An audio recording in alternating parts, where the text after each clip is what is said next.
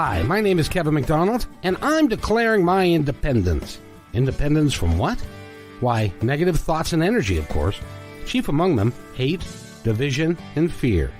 You see, I know that we're all one, and together we can solve any problem, save our planet and each other. Please, join me as we come together as one and choose a better way to be. So now, let's begin with my independence report.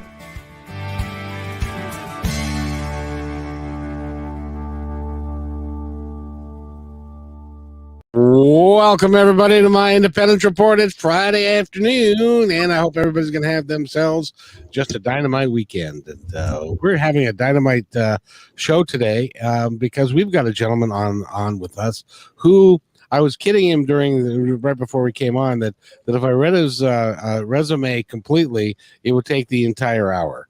And so some of it we're going to talk about, but Dr. Howard J. Rankin is my guest today. Doctor, how are you today? I am fine, thank you. And it's great to be here with you, Kevin. Yeah, it's awesome. It's awesome that you would be here because, first of all, you don't sound like you're from around these parts. Where are you from originally?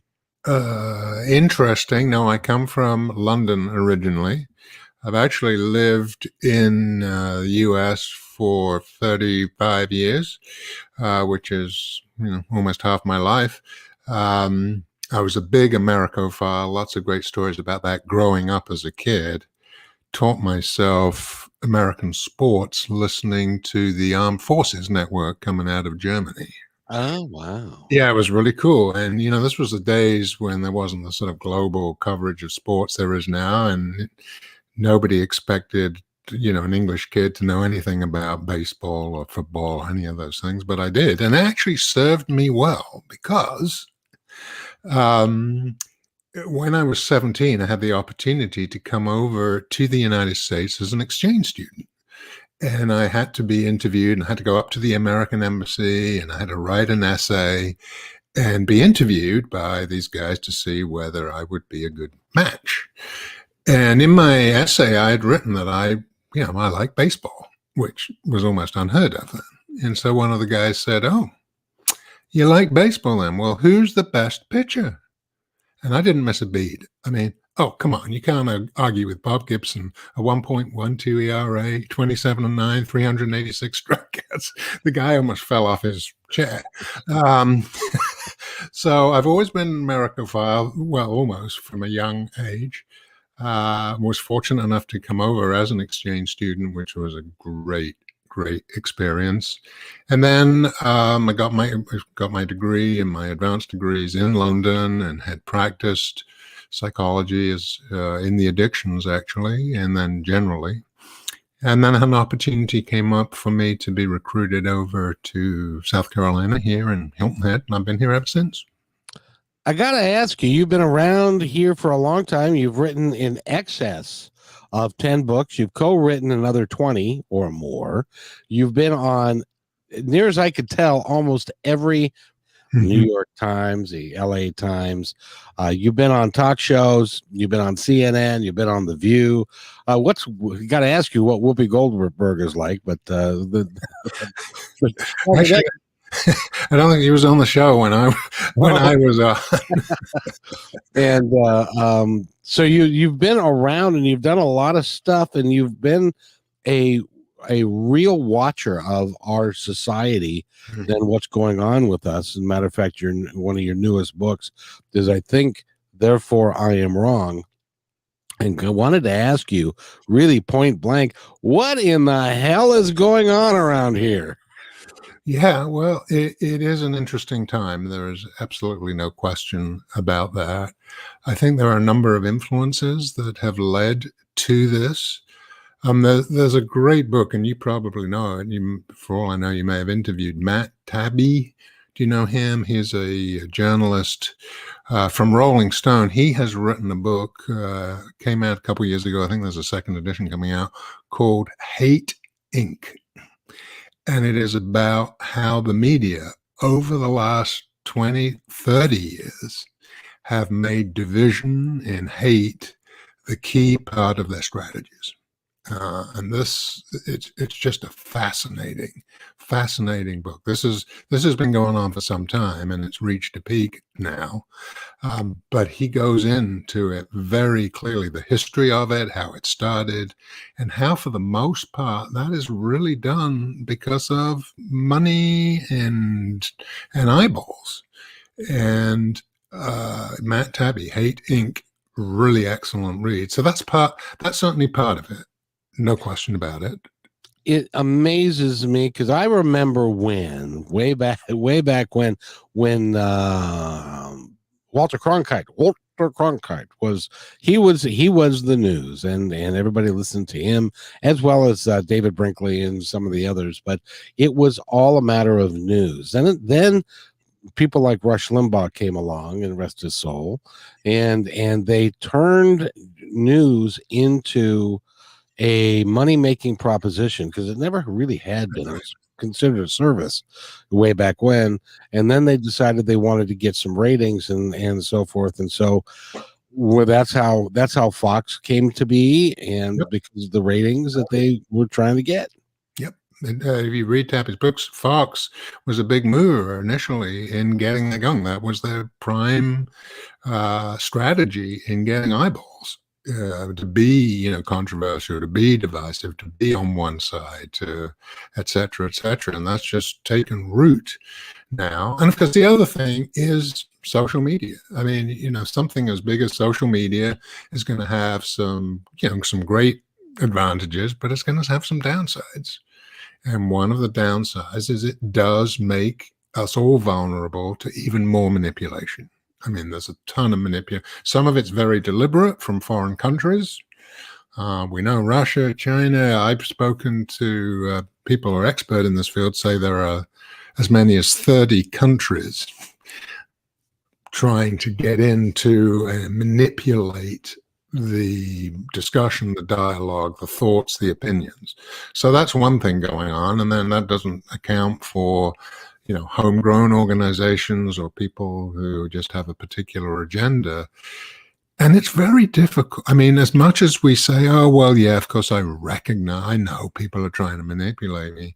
It's not as easy as you think, because they're good at it, to say, oh, well, I know that's obviously manipulation. It isn't. And one of the things that I've got particularly interested in that has really taken off in the last 10, 15 years is this whole topic of cognitive neuroscience and the cognitive biases that we use basically to justify our opinions and what we want to hear. And that is played on a lot. And so, critical thinking, taking a step back, really thinking about what's being said, trying to find the basis of the data and facts doesn't happen. And that just divides us even more. People are interested in finding people who agree with their core values, or what they believe to be their core values, Right. which may not even be the core there. So social media plays a huge part of it. There's a guy, I won't use his name because I don't want to give him any publicity. Good for you. He's a guy that is part of the Q movement, the QAnon group. Mm-hmm. And he was a clerk in a health food store in Southwest Washington, and then he developed this website. And because he got some hits on the website, he started getting more controversial. And the more controversial he got, the more hits he got on his website. And so he could start actually monetizing his website because of the things that he did. So now he is stuck in a place where if he wants to continue to make money, he's got to become more and more controversial all the time. That's regardless of whether or not he has any facts to back any of this stuff up. Yeah. I mean, to heck with the facts. Who needs facts, right? And so that is problematic. And that is actually, the internet has provided exactly that sort of platform for people who develop a good business model based on saying whatever they want, independent of, and this was one of the points that I made, and I think therefore I'm wrong, independent of its impact on people. And I think that's a problem. In that book, we talk about free speech. I think I'm not a scholar of constitutional law, but my understanding is it is not the case that free speech allows anyone to say anything they want at any time. That's not what the law says. The law is really a restriction on the government on what they can limit. And under certain circumstances, they can limit. But I think we've got this overarching concept now that I am entitled to say anything I want and nobody can do anything about it. Well, that's actually not true, I don't think. I mean, you can be sued for all sorts of things, but that is a dangerous mindset, because it means people can spread, China, Russia, whoever, whatever they can spread it and feel perfectly okay, even though they know that it potentially is harmful. And there's a problem that we've got. In the book, I talk about, well, free speech is great, but what about free hearing? What about the impact some of this stuff has on people? Oh, it's remarkable that it can, well, and I don't hate to bring it up. It's sad that in the last 8 or 9 days we've had 2 mass shootings in the United States, one in Boulder and one in I think Virginia, and nobody can seem to figure out why these things keep happening, and they're not even sure what the motivation was for these individuals, but it keeps on happening here in a horribly regular basis. Why do you think that is? Well, again, I think we've got a rather lopsided argument in a way. From my perspective, all for the Second Amendment. That's great. However, you'd have to be insane, pretty much, to argue that there should not be any controls on people who get these weapons. There has to be some. We have actually a lot of evidence now from the world of neurocriminology that you can look at the brains of people and say, yeah, this person is incredibly impulsive. You could do a test like that in 10 minutes. Really? Would you want to sell a gun to a guy who had a brain like that? Probably not. And now the problem goes is, as soon as that happens, as soon as anyone suggests any sort of control, everyone says, oh, the next step will be you'll take all my gun. No, that is not the next step. You're frightened that that's the next step. But if you were to look at this, even legitimate gun owners would surely say that, people who can be identified as dangerous should not have them. That benefits everyone, including them. If I walk into, the store with a revolver and somebody comes in with a automatic weapon, what chance do I have? It's not liable to end well. No, it's not. It's not. And so the problem comes because it's so divided. Immediately it goes into, I'm not going to have any control. I don't want any controls over guns. There should be no controls. Guns don't kill people. Honestly, I have to say I disagree with that. People do make those decisions, but put a gun in somebody's hand and that is going to influence what they do. If you've got a guy surrounded, cops are coming and he's got an automatic weapon or he's got a knife, is that going to make a difference to what he does? Yes, of course it is. Right. Mm-hmm. Now, I'm not arguing against the Second Amendment. I'm arguing for a rational application of it. That's all, which would benefit everyone. And I've said this to many people, and there are a lot of people who are, very pro-gun advocates who would agree with me. Mm-hmm. It amazes me that you cannot drive in this country without going to take some classes and get a license and have to take a test, and it's a written test and a driving test, and you have to do that and we do that for the safety of all of our citizens, so that we don't have somebody who doesn't have a clue on how to drive driving around and hurting people. Right. We don't have any kind of classification on any kind of weapon that we have, and you can buy as many of them as you like for as much as you'd like, and it boggles my mind. It's just amazing to me. Yeah. We have people that and what is it, like 35% of the people own guns in the country, something like that? I don't know. Something like that. Yeah. Mm-hmm. So it's not a majority of people anyway. Right. Right. And again, I don't think the discussion is about, oh, we're going to end the Second Amendment. No, we're going to have a better application of it that actually is going to benefit gun owners. Actually, the vast majority, the 99.99 whatever it is % are very reasonable citizens who want that protection for their own reasons, and they're entitled to it. And it's in the Constitution. Great. The problem is we can't seem to have a sensible dialogue about anything. It automatically goes to the extreme, right? So again, if we were having this, in a big forum or what have you, there'd be a lot of people who immediately, shoot me down, pardon the pun, metaphorically, because, oh, this guy wants to end the Second Amendment. No, you're not listening. You're not listening. That's confirmation bias. That's what you want to hear to justify your position. But that's not what I'm saying. That's not what I'm saying. It's not what you're saying. Okay? But as soon as we get into it, bang. We have, and it has gotten unbelievable in the last 4 to 5 to 6 years. It has gotten just in this country. And so you've probably been a little bit more worldwide than I am.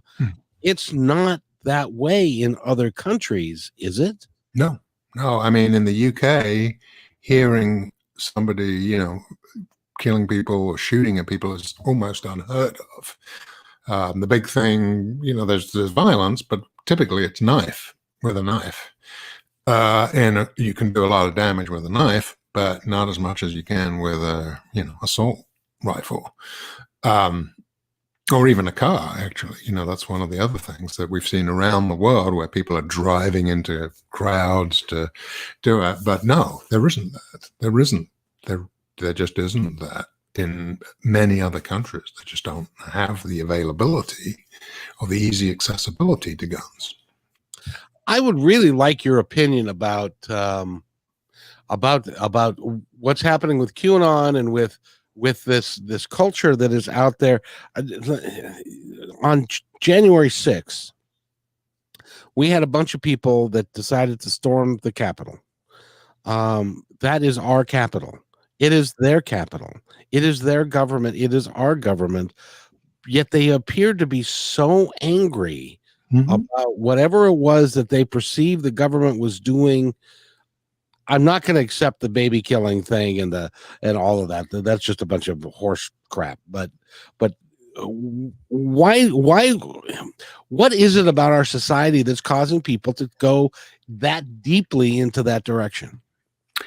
Well, again, I think it's interesting, the history of that. I can tell you about that. We've learned to be very successful at the art of manipulation. And in fact, this goes back almost 100 years. Freud, and everyone knows about Freud and his theories about human motivation and blah, blah, blah. He had a nephew called Edward Bernays who came to the United States using a lot of his uncle's ideas and basically started the business of public opinion and advertising and marketing. He used that. And what he realized, what his uncle had said, if you appeal to somebody individually about the things that interest them, you can hook them in and then you can manipulate them. Did that. It literally started in the 1920s. And we've seen that grow and grow and grow and grow and grow. And it's definitely a part of marketing in this country. Definitely a part of marketing. We have probably the least restrictive rules in marketing. There's really no truth in advertising here. People can basically say what they want. We have people doing what's called neuromarketing, learning how the brain works and how we can target that and say things to manipulate people. And I think it's a mistake, and this is what I have been, I think, therefore I'm wrong, is to assume that people either know that, recognize it, or can actually do anything about it. Right. I mean, I don't. I mean, why would companies spend literally billions of dollars marketing if it didn't work? You would think that they would have given that up on the Super Bowl a long time ago, because 30 seconds was what, $2 million or something? Yeah, and it does, and it's subtle. I mean, it's subtle and in different ways. Now, let's get into another controversial topic because we're on TV, right? Let's talk about the pharmaceutical industry. Okay. Now, let me be clear here. Again, here's the danger of people watching saying, "Well, this guy can't make up his mind. He's he's sitting on the fence." No, there's pros and cons of all sorts of things. So Right. the pharmaceutical industry provides a lot of great things for people, a lot of especially emergency situations, surgeries, and things like that. Where I think they have been allowed and they have manipulated the narrative is on a lot of fringe or even psychological conditions. The term attention deficit disorder, even when I was in school, which was way back in the last millennium, but not that long ago, there was no such thing as attention deficit disorder. It was called minimal brain dysfunction. So it described, some minimal things. Over time, the drug companies pushed for change in that name to attention deficit disorder. And what's interesting, and I'll tell you an interesting story here. What's interesting is that from my perspective, that's clearly overdiagnosed, I believe, and overrated. Some people, for sure. And it's interesting, I happened to do one of the first projects in the public school system using EEG technology to look at the brains of troubled elementary students, because there's a lot of research on that, and you can look at brain patterns and say there's actually a brain pattern that corresponds really well to ADHD. If they comes up with this pattern in the brain, yeah, they've got some brain dysfunction. It's legitimate. Now, interestingly, going into the school, which was in Independence, Missouri, my view was, oh, it's overprescribed, and what have you. Now, what was interesting in this school, which was in a pretty low SES district, is there were a lot of kids who needed the medication who didn't know anything about it. Either their parents or their guardians didn't have the time or what have you. They were in a sector of the society that didn't know anything about it. And that was kind of an eye-opener for me, because I'd gone around with this sort of generalization. Oh, it's overprescribed, which it is, but for these kids, it wasn't. And it was fascinating. I was going through the results with the parents. And there was one guy who had divorced from his wife, and the anger and the conflict had spread to this child. Mom said, oh, he's ADD. And Dad said, no, he's not. He can read fine. He's not. So the dad came in, and I had tested the kid, and I said, look, here's the picture of his brain waves, his brainwave activity. And that is really characteristic of somebody who actually does have some brain dysfunction that we can call ADD. And of course, when you can show something like that, it's really valuable. He looked at it. He actually started to cry. And he said, okay, I'll make an appointment this afternoon. So, it's very easy to say, oh, there's too much of this. That means nobody should get it. No. But I do think when we're talking about advertising and we're talking about pharmaceuticals on the edge, where the evidence is a little questionable, we need to rein things in a bit, I think. Well, I think I agree with you. Only in that everybody that I know takes medication. Virtually almost everybody takes some sort of prescription medication now, whether it's whether it's cholesterol medication or high blood pressure or whatever it is, and some of it is warranted, but a lot of the times it's just who you are. And if your cholesterol is a little high, it runs in my family. It's a hereditary thing. Mm-hmm. Yeah. Well, the problem is, the problem then becomes that the medical community really is then driven by that, because that's the easiest thing to do. Well, we give you this drug. The fact is that so many of the diseases, especially the major ones, including dementia, Alzheimer's, people think, oh, my mom had Alzheimer's. Actually, the evidence is that very little of that is genetic. Most of that is lifestyle. And I work with two leading neurologists, Dean and Aisha Sherzai, down in California. They're great people. They've written a couple of books about Alzheimer's solution that is about lifestyle. There's really no medication that's going to reverse or stop the development of this cognitive decline and things going on in your brain. But lifestyle will do it. So if you're 40, say, and your lifestyle, you've led kind of a you drank and smoked and and your lifestyle hasn't been pristine, your diet hasn't been pristine, but you want to eliminate Alzheimer's. What do you change from the time that you're 40? Absolutely. Okay, well, there's really 5 categories of things that we know are really important. First one, no surprise, is food, nutrition. Okay.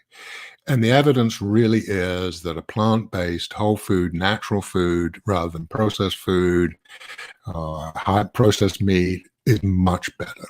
Much better. There are studies around that. It's so convincing. Studies in parts of the world, what are called the blue zones, where they have that diet, the rate of dementia and even heart disease is minimal. So there is absolutely no question that you can improve health, and that would include diabetes too. I know a couple of guys who've gone from being diabetic to not in 3 months, type 2 diabetes, simply because of a change of lifestyle. So healthy eating absolutely is one. Exercise is absolutely critical too. Physical activity is probably the biggest thing we can do for our health, because we're not as active as we need to be. And most people don't do the recommended requirements, which is 2.5 hours of at least moderate activity, a little less if you're doing more intense activity a week. So physical activity is very important. The other things are sleep. We know that sleep is very important. One of the things that people don't realize about sleep is while you're sleeping, basically your brain goes into sort of waste and toxic maintenance and clearance, sort of collect the garbage. If you don't go into that deep sleep, it's not going to get cleared. Bingo, problem. Sleep is another. Stress management obviously is critical. Chronic stress will do a lot of things for you. And finally, appropriate social and cognitive stimulation. Isolation and loneliness are devastating. Oh, I can believe that. By the way, we have a listener that's got a question for you, which is, it's frustrating that insurance will cover medicine, but it won't cover the healing arts that can do things like cure incurable conditions. Yeah. Why is our healthcare system designed mostly for Western medicine and doesn't cover a lot of the healing arts?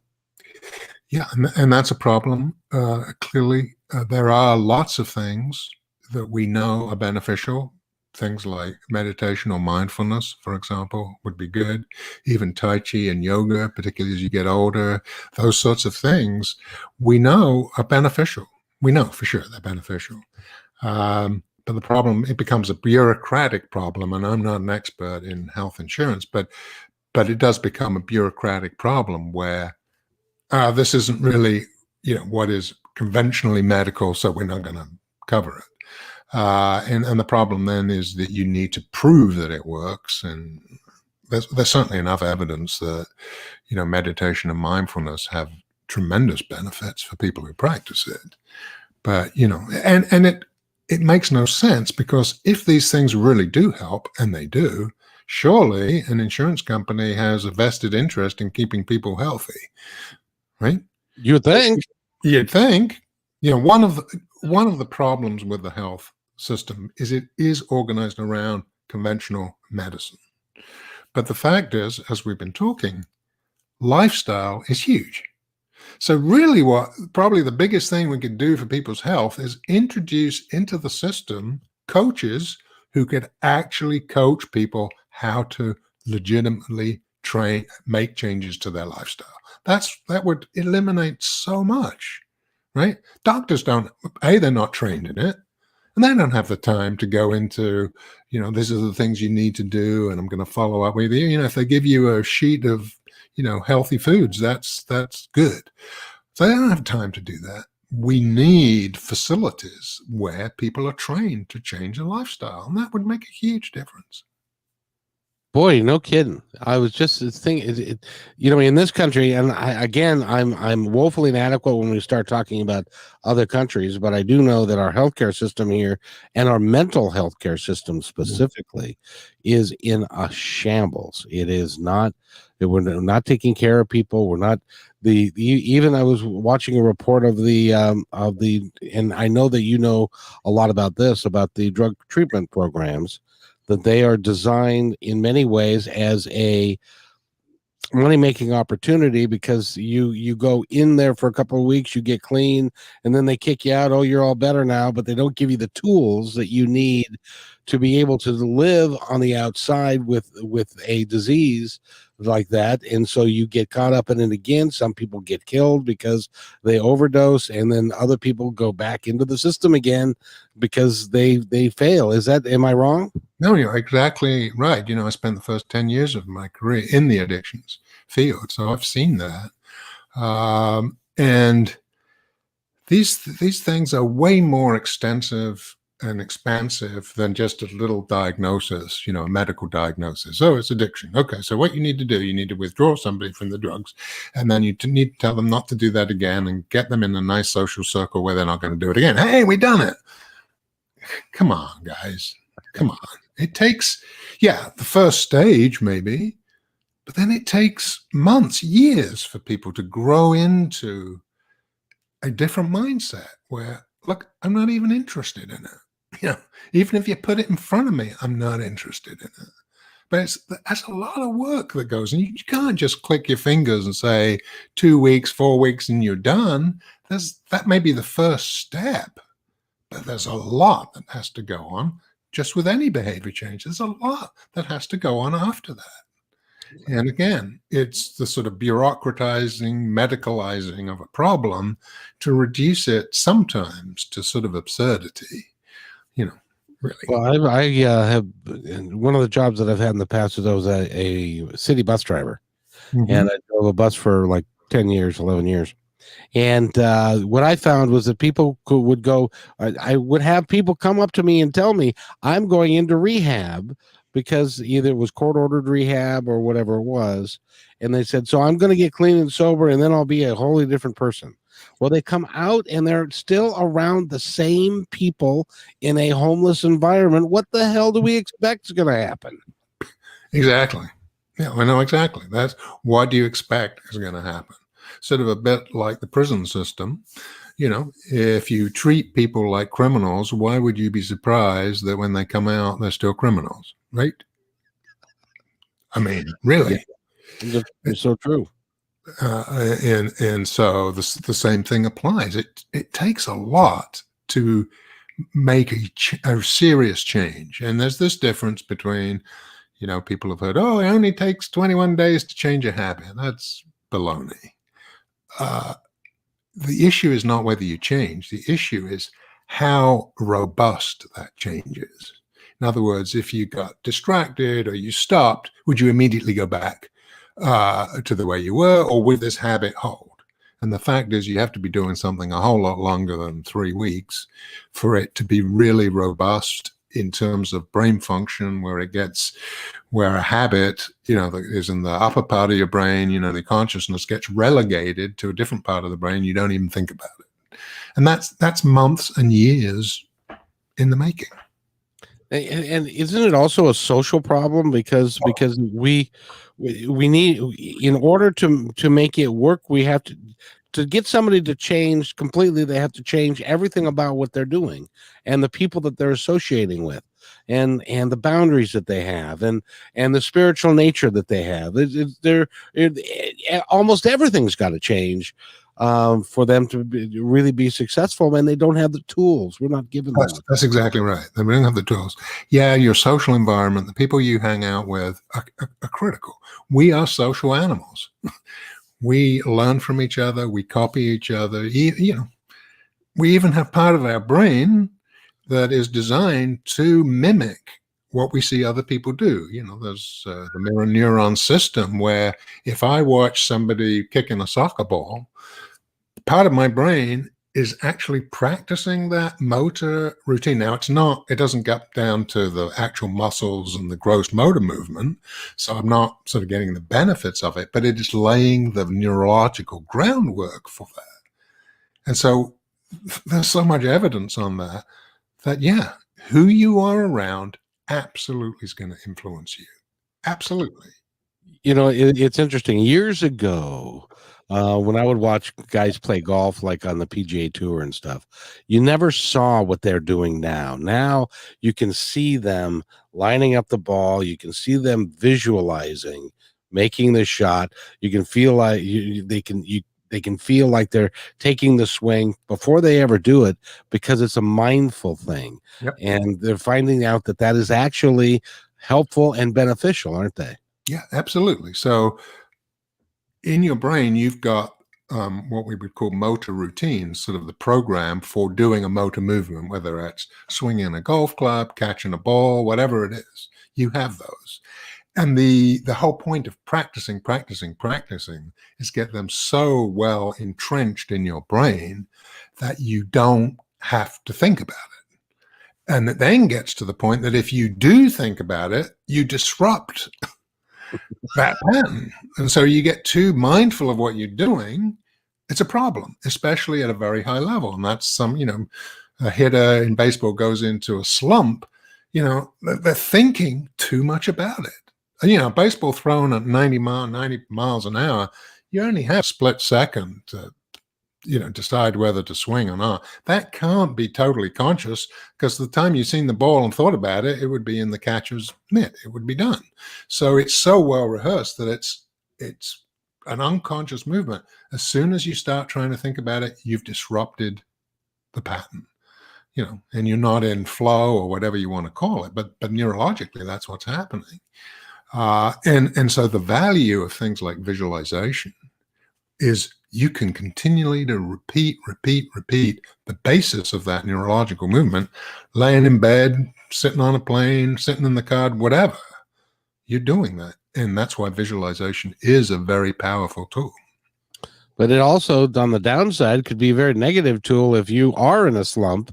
And so all you're thinking about is that you can't hit the dang thing. And so it just gets worse and worse. And then it becomes a self-fulfilling prophecy. Yeah, that's right. That's exactly right.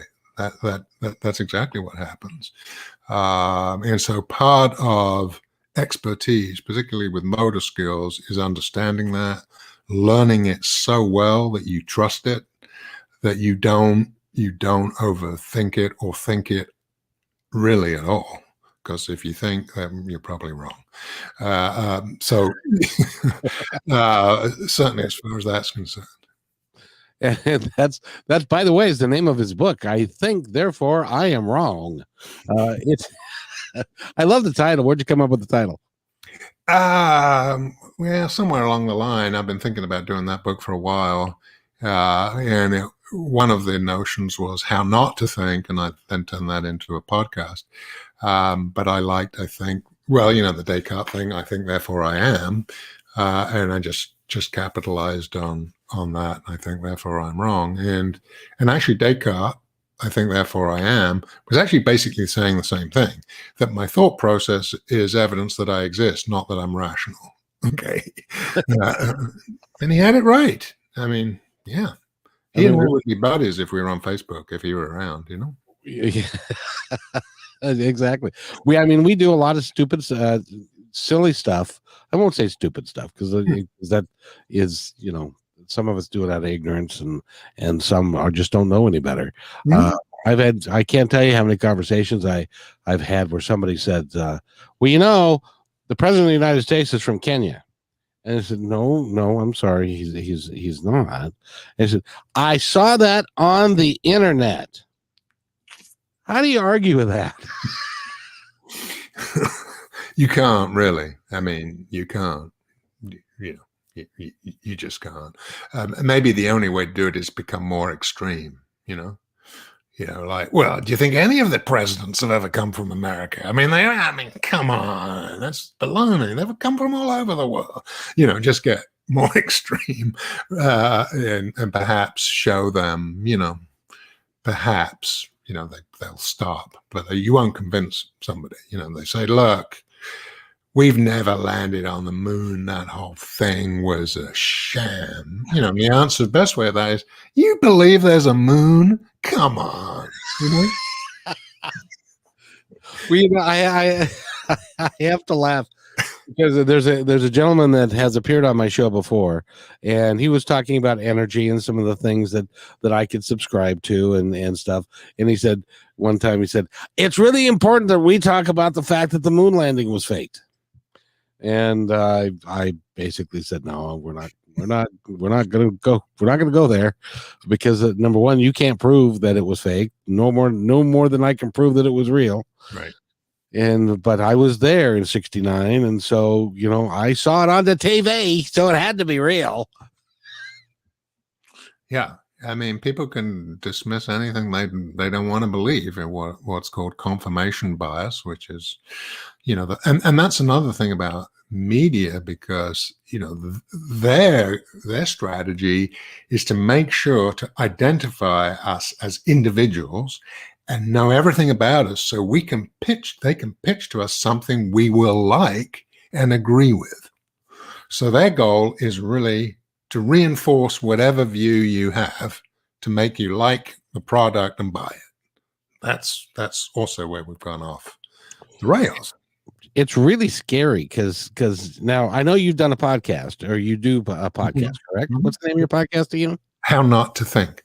Perfect. I like I like that. It's better to not think sometimes. But yeah, when I started doing research, and I wanted to come up with a mixer, and I wanted to know which microphones to buy and the lighting and all that kind of stuff, suddenly on my Facebook page, I started getting all these commercials for mixers and lighting and microphones and different ways to do podcasts and stuff. And it's because they have an algorithm that is really pretty sophisticated, don't they? Oh, they do. And sometimes, I know it sounds a little psychotic, but sometimes you do wonder, how much they're listening. I had a conversation with my doctor about something, and the next thing I know, literally within 5 minutes on my Facebook feed, here are ads about, compensation if you've had this problem. How did that happen? And maybe that's why some of the conspiracy theorists get to be, because they can see some of the things that are out there, like the algorithms that you can identify a license plate from space, with the various technologies that they have. And so there is literally nothing these days that would not be believable. Right. And also, as I mentioned in the book, there are sort of three fundamental functions of the brain that really add to the problem. One is, thinking, serious thinking, critical thinking takes a lot of time and energy, right? It really does. I mean, if you're walking along and somebody says, Kevin, what's 10 by 9, times 9 divided by 6? You'd have to stop, actually, to actually use the mental energy you need to work that out. So the brain tries to conserve energy because survival is its main goal. So to do that, it does a number of things when it conserves energy. First of all, when looking at two things side by side, it only looks for the differences, does not look for the commonalities, right? Oh, okay. This is actually the basis of a lot of illusion tricks, magic tricks. Okay. So if I show you 4 cards and, 3 of them are queens and 1 is an ace, and then pull it out, chances are good you're going to remember the ace like that. Right. And I'll say, oh, I think you chose the ace. Yeah, because the brain looks immediately at contrast between 2 things. And what that leads to is very simplistic binary thinking. It's either this or it's that, right? It's either masks are either, prevent anyone getting it or they're totally useless. That's what it is. But the world's not like that. We live in a world of probability, not either or. It's way more complex. And so if you want to reduce it to that, you're going to end up stupid, right? No, you are, because you're going to miss it. The world's probabilities is not about, do masks save anyone or prevent. They reduce the risk. Okay. Now, how much? But they've reduced it. It's not about them fixing the problem. If masks work, then nobody would have it. No. Masks reduce the probability. So they're just reducing the numbers. But that's not how we see it. The brain will say 2 things. And that, of course, is also the basis of, racism, if you want to call it that. I know that term has gone through a lot of changes. But the fact of the matter is, unless you make a serious, concerted effort, if you put a blue person and a yellow person together, and they actually don't know a whole lot about each other, right? They will fall back on the stereotypes of the things they think they know about blue people and yellow people, and also assume that this person is 100% represents that stereotype. And that's such BS. It's such BS. I don't know if you are familiar with this research, or there's this lady that does this. I forget her name, but to explain the fundamentals of racism, she'll take a group of people and she'll divide them by eye color. Have you heard of this? No. They divide them by eye color, and then it depends upon the eye color. They then assign traits to the different eye color. Right. That will then determine the behavior of the people. So people with brown eyes tend to lie and whatever they make up. Yeah. And so by the end of the time, you actually have people that believe what they're being told about the differences between eye color of people, which there is none. Right. But they will believe it anyway. That's right. That's exactly right. And the first essay I actually had to do in my undergraduate psychology course at the University of Nottingham was, how can intergroup conflict be reduced? And the answer is by getting together and hanging out together, because then you don't see their eye color or their color. You know him as Joe or Bill or whoever, and that recedes. But the only thing you know about somebody are these stereotypes, and they got to be like that. It's crazy. It's crazy. Yeah. I my favorite example that I heard and then I have used incessantly since is that I'm a Seattle Seahawks fan. Okay. And so whenever we would watch a game, there would be 60,000 people that would be in the Seahawks Stadium, and in your case, in London or Wembley Stadium, you've got 100,000 people that are watching football or whatever it is. Mm-hmm. And everybody's together. Everybody is passionate. They're following that team, and it doesn't matter who you are or what you look like. As long as you're in that stadium and then they score and everybody's high-fiving each other and strangers are hugging each other and sharing beer and all that kind of stuff until they leave. And then it all goes back to the way it was. But, yeah. It's sharing experience, and the commonalities break down those barriers. That's what it does. And in my book, I talk about this a lot, and how the binary brain does that, and how absurd it is that you have two human beings that are 99.5% the same, and you just happen to distinguish them based on the color of the largest organ in their body, the skin. And I have a line there that says, hopefully in the future, young children will say, well, back then, did they discriminate against people on the size of their liver? No, we didn't do that because it's not obvious, Right. It's interesting. It's interesting, Doctor. What I'm discovering, and this is one of the reasons why I think it's important that people get old and pass away, so that they can come back or do something again, because we are in an evolutionary process, and young kids today have a different attitude about mixed race kids and about homosexual kids, and it's not the same as it was 30 years ago, because they've accepted it. They've accepted the differences by and large. Not all of them, but a lot of them have. Yeah. No, I think that's right. They've come up in a different environment, and that seemed to happen. My personal experience is interesting. That seemed to happen, maybe 20 years ago. I'd been in practice quite some time, and I'd never run into an issue of a case of homosexuality or what have you. And within about a year, I had 3 cases come to me where people were talking about, their relationships and their homosexuality. And, it was really bizarre going years without never seeing anyone, and suddenly, yeah, it's just fascinating. It really is. By the way, Susan says, I love this, that our brains create our binary view of things. Thank you for making that point, because it's important. It is. And you're right, Susan. And I think this is one of the problems. We do think of things in a binary way. That's the first simple energy saving way of doing it. But you got to go further than that. And the example that I use in my book is, when we watch a football game, we're watching the Seahawks play, the Rams, one team's on one side and one team's on the other. And it's a very binary situation. It's great. But in reality, most times, there's probably a dozen teams on that field playing against each other. Can you imagine how confusing that would be? And there's another 20 we don't even see because we don't even know about them. That's what reality is like. And so you can see why, it's just easier. Let's just divide it into 2.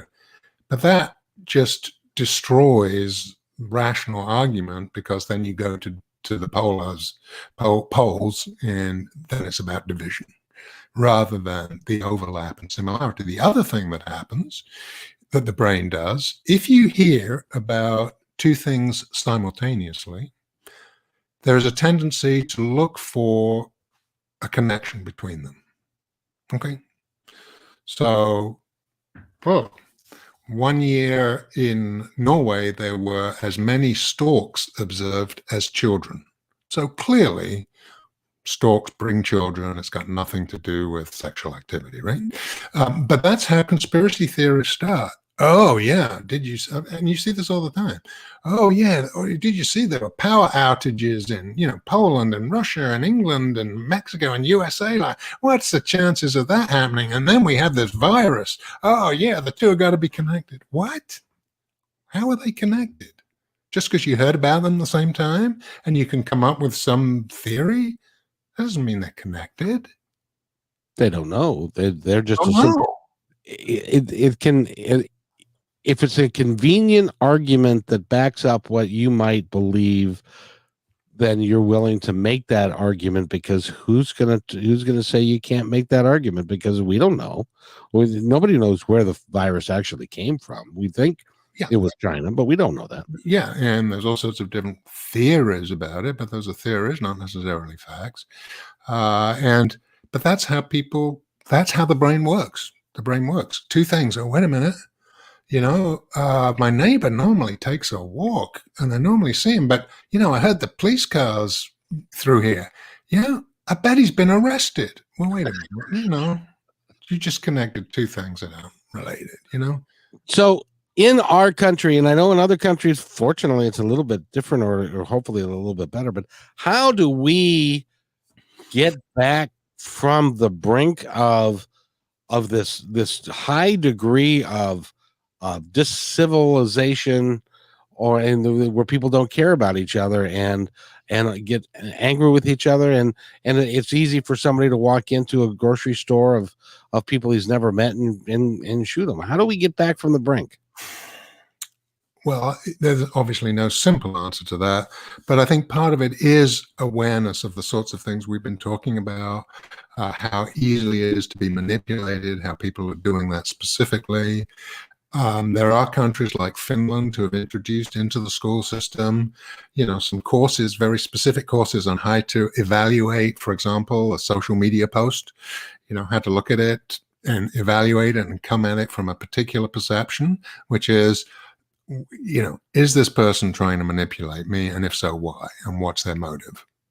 Rather than just, yeah, that's right. I agree with that. To recognize the biases that we have that people play up to manipulate, like the confirmation bias. That's why companies want to know everything about you, know what you like, and then they can sell you anything because they know what your biases are and how to present that. And that, to me, is inappropriate, to say the least. I think that's exploitation. I really do. I just think it's exploitation. And I think we need to be much stricter about that. And again, people say, oh, free speech. For example, we've been talking about farmers, big pharma, pharmaceutical ads. The question of whether they should even have pharmaceutical ads on TV for the sorts of things they do. When they're telling you what the side effects are, they are showing these lovely images of these people nice and the music.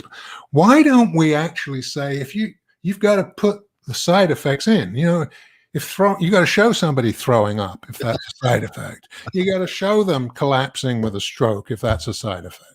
Okay. Now, that's a bit extreme, but it's an example of what I mean. They know how to brainwash people. A lot of the medications that people take for stress and quotation mark psychological relief are very difficult to get off. Okay. Mm-hmm. Secondly, it's not entirely clear, although they can be effective, they're actually changing anything at the core of the problem. It's symptomatic relief. And three, because a lot of the time we don't even know what the long-term effects are. And, many people on antidepressants, and I'm not saying people shouldn't be on antidepressants, I just think we should be more discriminating about it, are on it for years. They're difficult to get off. Great business model. Totally agree. Wonderful. I think probably one of the best business models that's come down the pike in a very long time is ED medications. because number one, sex sells. Number two, if they can prove to you or make you think that they're going to fix the problem, which may be part of the problem to begin with, right? and yet they're spending billions of dollars getting these little blue pills in people's hands because they can make a great deal of money on them. Oh yeah, they wouldn't be doing that if people weren't buying it. And for example, we know high sugar drinks and sodas just are not really good for you, particularly if you once in a while, of course, they're fine. But if you're drinking a soda a day or 4 sodas a day, that is not good for you. That's going to lead to all sorts of issues, heart issues, potentially diabetes, even dementia. And yet, here we have companies spending $900 million a year advertising and promoting it. Now, is there a balance there? They would say, hey, people have a choice. We're not telling them to drink it. We're not making them drink it. Yeah, but you are influencing their decision. Otherwise, you wouldn't be spending $900 million a year, right? Exactly. So I think, it's a tough one. It's a tough one. I don't know the answers, but I think we've got too rooted in some of these ideas not to challenge them. Well, I will tell you, and by the way, we're talking with Dr. Howard Rankin. He's got a book out there that's called "I Think, Therefore I'm Wrong." I love the title, and he's also been the author of 10 other books, co-author of another 20, and you've been a busy guy doing all kinds of stuff. But I'll tell you one thing that drives me crazy about our country, and I am as bad as anybody else because I've spent a long time doing it. And that is, if you had a substance that you knew for a fact caused cancer or caused heart disease Mhm. and would significantly shorten your life, that product would normally be banned because they could prove it. If they could prove that it actually did, well, you can walk into any store in America and buy a pack of cigarettes any time of day or night you want to, Mhm. and yet it's going to kill you. Mhm. And they put this thing on the side of it that says it's dangerous to your health. Well, no, yeah, And the issue there, again, it comes down to individuality and how you value that. Because somebody gets lung cancer from smoking, it's not just their expense, it's everyone's expense. Okay. right. Because we're paying into Medicare, or even if you're in the Blue Cross system, you're contributing. In any one of those systems, 5% of the people use 50% of the money. Right. And if they're there because of quotation mark poor style choices, you're still paying for it. You're still paying for it. And so people don't necessarily make that connection. And so again, it's difficult. How do you legislate for that? Well, there've been places where have taxed unhealthy foods significantly more. And I think that certainly is a legitimate thing to do when there's clear evidence that prolonged indulgence is going to cause you problems. It is so nice talking to somebody that is as smart as you are, because you make a whole lot of sense on a whole bunch of topics. So I appreciate you coming on the show. No, I know it's great, and I enjoy very much talking with you. Really, sometimes you don't get the opportunity to go into some depth about these variety of topics. But it comes down to this, and this is actually the ultimate conclusion of I think, therefore I'm wrong, is that wisdom, not being smart, being wise, is about virtue and value. It's really about those things. Because if you approach the world with humility, with respect, with kindness, with love, if you're going to be biased at all, you're going to be biased on the right side of things that are not going to harm people, right? And so all the wise people of the past have said the same thing, and it's no surprise that they do. That's what it's about. In the end, it's who you are and do you have those values? Compassion, forgiveness, respect. Those are the things that we need to get back, because honestly, we don't get those back as part of the discussion. We're just going down the wrong way down the evolutionary rabbit hole, I think. I agree with you 100%, and that's why my little show is about declaring our freedom from hate, division, and fear, because there's nothing more divisive than hate or fear, and they're going to cause nothing but trouble for all of us. Absolutely. And we have to come to grips with the fact that we're all one. We can't escape the dynamic of that, because that is the reality. Absolutely.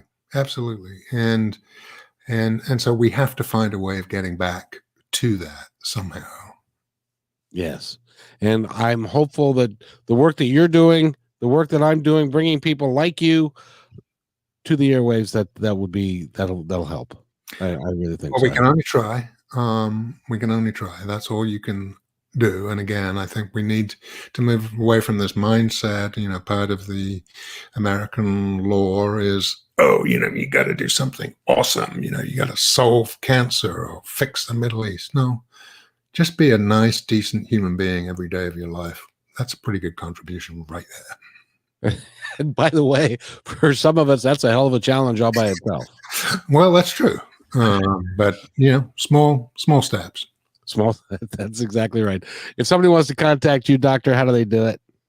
Well, I've got a variety of things. I'll simply give you my email, which probably is the easiest if people want to write directly to me. It's drhrankin@gmail.com. I think therefore I'm wrong is a website. I think therefore I'm wrong.com. And also, if you wanted to look at some of the other work I've done writing books for other people, psychologywriter.com. You've been busy, and like I said, you've been on CNN and the View. What's it like to? Were you in the studio at CNN, or were they? A couple times. No, actually, I was not in the studio. I was, it was sort of remote. So does an engineer come to your house and set everything up and get it all ready? Oh, actually, it was fun. Yeah, so I was actually in Florida, and I got a call that CNN wanted to interview me, and they were going to send a camera crew to the hotel. And this is the only time it's ever happened. I got to the front desk and I said, "Have you got kind of a big room? Because CNN are coming to interview me." And they upgraded me to a penthouse, just like that. So, folks, if you're ever thinking of an upgrade, just go and say, "Yeah, I'm going to be on a CNN interview. I think they're coming to me. Have we got a decent room?" And just make sure that the logo of the hotel is in the room behind me, and then we're good to go. Yeah, there you go. But that's actually a true story. I can believe it. We're so shameless for a little publicity, It's amazing. So, yeah. Dr. Rankin, it's a pleasure having you here. Will you come back in the future? I would love to come back. I'd love to come back. It's just great talking with you. Thank you for the opportunity, and keep up the good work.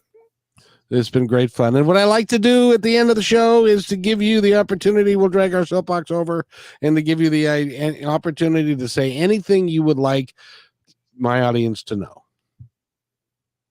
Oh, wow. Anything I'd like the audience to know? Well, I have a book called I Think, Therefore I'm Wrong. So, that would be good. I also have another one, which is a second edition of a book that I brought out some time ago called Power Talk, The Art of Effective Communication, which is also relevant to the things we've been talking about. But honestly, I think what we've been talking about really here at the end is that it comes down to who you are as a person and your virtues and values, not your opinions, your beliefs. It's how you treat people every day. And if you are able to do that, you'll be surprised how rewarding that is. Dr. Howard J. Rankin has been our guest. You are the delight, young man, and you're also highly educated, and you've been around the block, and you know what's up. You know what's what. And I appreciate that. Well, I thank you so much. I'm not quite as young as perhaps you're making out, but I'll happily, accept that. Like distortion of the truth. Well, but what I'm discovering as I get a little bit longer in the tooth is that I'm learning more, and I like to associate myself with people that learn a lot more, that are smarter than me, and you qualify as one of them. Well, so thank you. Yeah. It's great fun having you here. Well, thank you again, Kevin. If you hold on just a second, and I'll be right back.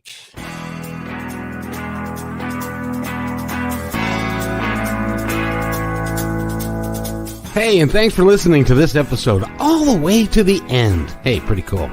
Hey, don't forget to follow us so you can receive regular updates and new posts. And remember, take care of each other, because each other's all we've got. See you next time on My Independence Report.